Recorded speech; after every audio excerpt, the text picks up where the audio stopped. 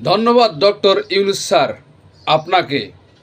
গত 53 বছরেও রাজনীতির দলগুলো এই দেশের ক্ষমতায় এসে যে কাজটি করতে পারেনি, আপনি 10 মাসেই সেই কাজটি করে দেখিয়েছেন।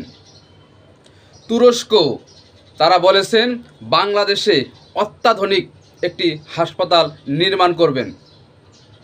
মজার ব্যাপার হচ্ছে, এই হাসপাতাল নির্মাণের জন্য গত আওয়ামী লীগ সরকারকে তারা প্রস্তাব করেছিলেন, কিন্তু আওয়ামী লীগের এমপি মন্ত্রীরা এই হাসপাতাল বানানোর জায়গা দিতে অক্ষম, তারা জায়গা খুঁজে পায়নি।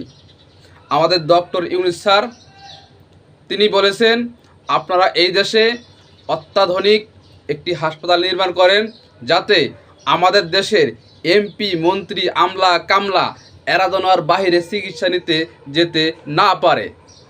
তাদের একটু জ্বর সর্দি হইলেই বিদেশমুখী হয়ে যায়, মনে হয় দেশে কোনো উন্নত মানের হাসপাতাল নেই। তাই তুরস্ক বাংলাদেশে অত্যাধুনিক একটি হাসপাতাল নির্মাণ করে যাচ্ছে। সকলের